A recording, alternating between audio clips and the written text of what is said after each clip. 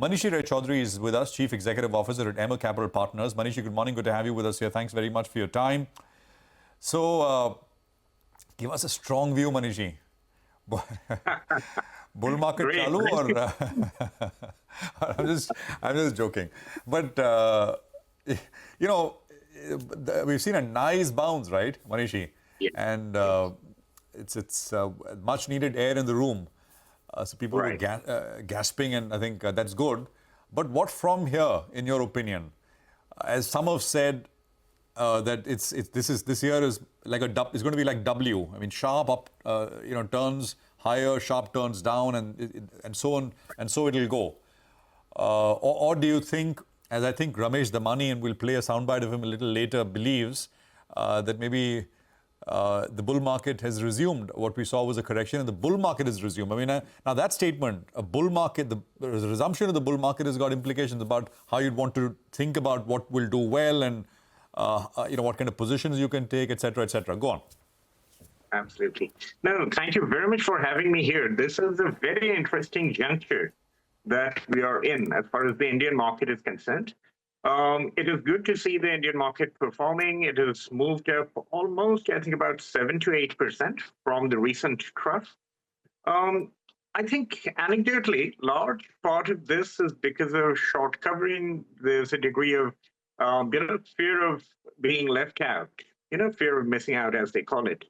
But at the same time, I would, in the near term, maybe in the month of April and early part of May, I would still be a bit cautious about declaring it as the resumption of the bull market for two simple reasons. Number one, we are yet to see the worst of the tariffs as far as India is concerned.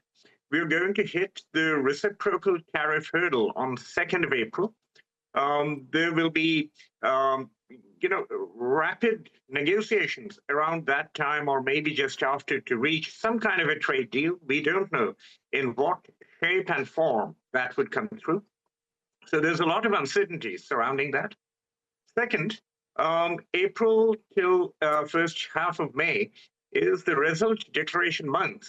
And in recent times, during result declaration months, Indian markets performance has not been good. Earnings estimates have always been revised down. And that's partly because almost all the company commentaries that we have seen, they always tend to postpone their timeline for a recovery. Almost all of them, be it in consumer discretionaries or consumer staples or in industrials, they almost always have kept on saying that, okay, the recovery is on the horizon, but it'll possibly take a couple of quarters from now.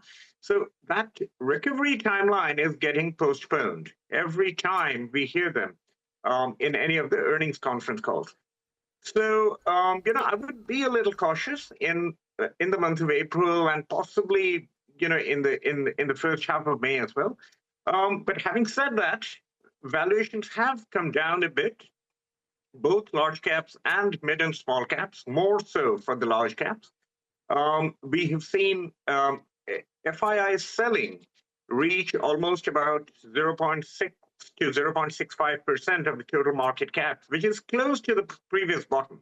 The previous bottom was even worse. It was about 0.8688%. But all these things put together tells me that we're possibly getting there in terms of a market bottom, but some of the fundamental concerns still remain, and which might impact the market a little bit more, over the next, next 1 to 2 months. Manishi, hi, morning. So are these fundamental concerns that you're still sort of looking at, are they local in nature or global in nature? Because global, we don't know what happens April 2nd onwards. The local concerns, the growth concerns, do you think that they have pretty much resolved themselves? The global concerns are there for everyone to see. As I pointed out, they are around these, the tariff war and what kind of negotiations we see after that.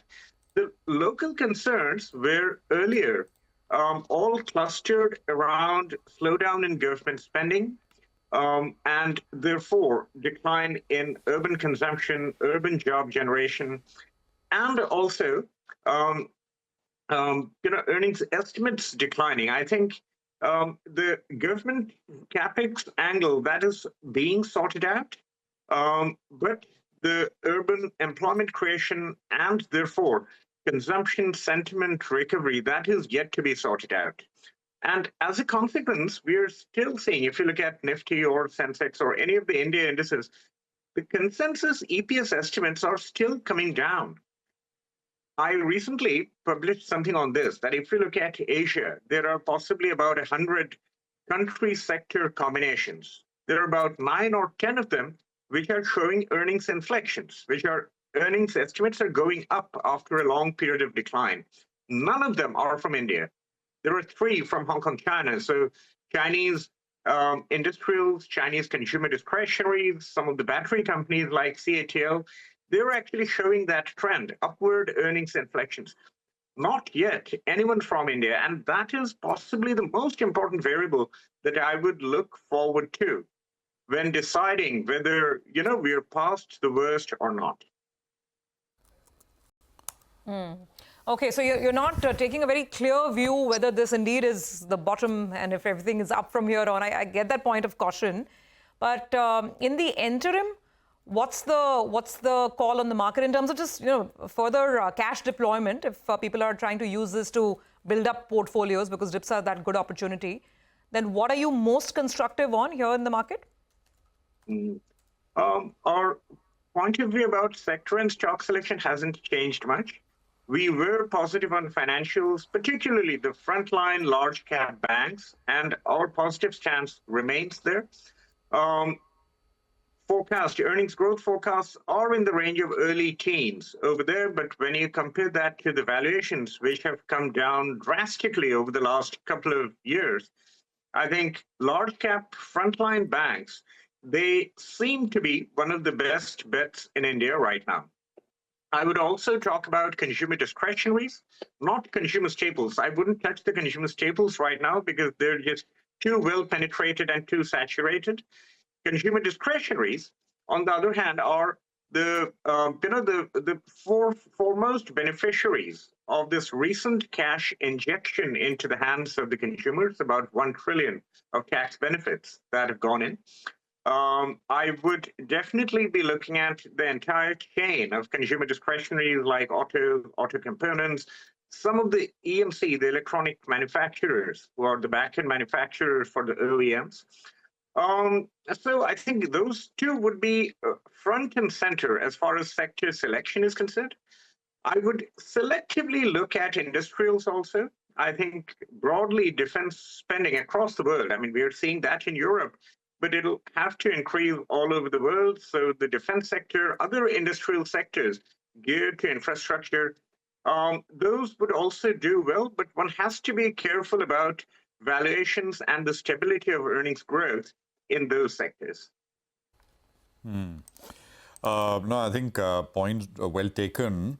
Just a few names here, right, before we go any further. The biggest volume-led gainer now is Railtel. Railtel was not in the mix in the morning when we started. It's up 7%. It's got humongous volumes on it, 332 on Railtel, if you can pull that up.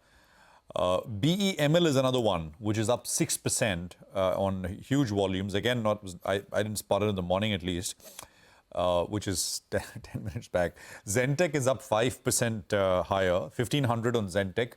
Again, large volumes. There is IGIL, which is the diamond certification company, 5% higher on IGIL.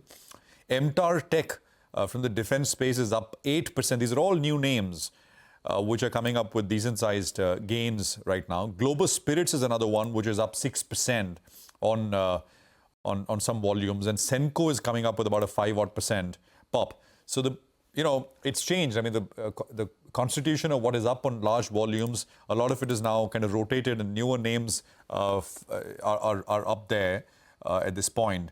On the downside, Mahindra & Mahindra is the top volume-led loser. It's down 2% on outsized volumes for this point in the day. There is ITC Hotels, which has picked up some losses, 2.5% lower, 3% actually. Titan is down about 1.5%. A KEC, which was down, we mentioned this in the morning, is down 4.5%.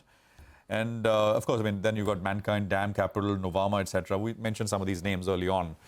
Manishi, we spoke about it. Actually, we are speaking with the management of KEI Industries in just a bit from now on the entry of some of the bigger industrial groups into the cables and wires space.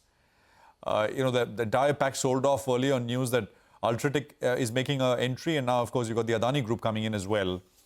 Anything you'd like us to ask them?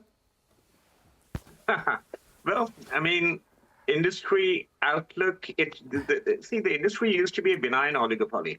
There are like top 3 or 4 players who had very nice, cozy market share between them.